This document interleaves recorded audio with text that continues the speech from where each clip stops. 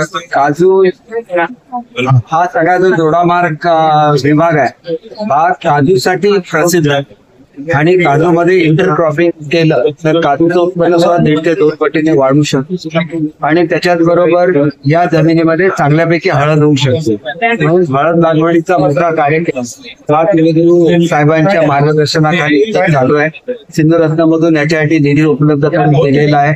यावर्षी ही जी हळदीची लागवड आहे ही 800 एकर पर्यंत नेण्याचा आमचा मानस आहे आणि त्याच्याचबरोबर हळदीवर प्रक्रिया करणारं सुद्धा युनिट हे या ठिकाणी जी इंडस्ट्री MIDC आहे ते MIDC मध्ये करण्याचा प्रस्तावित आहे.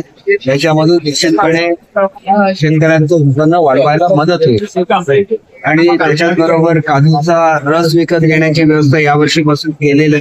त्याचा सुद्धा फायदा शेतकऱ्यांनी घ्यावा.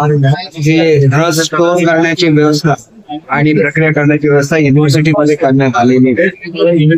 नुकतीच माझ्याकडे मागणी जी आलेली आहे ती काजूच्या खरेदीच्या या संदर्भात बोलेन.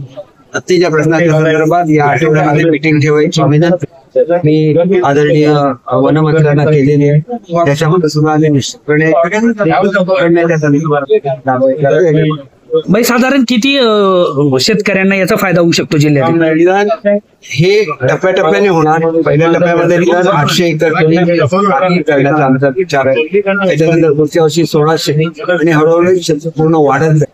आणि कोकणामध्ये नगदी पिकं कमी आहे त्यामुळे एक नगदी शेतकऱ्यांना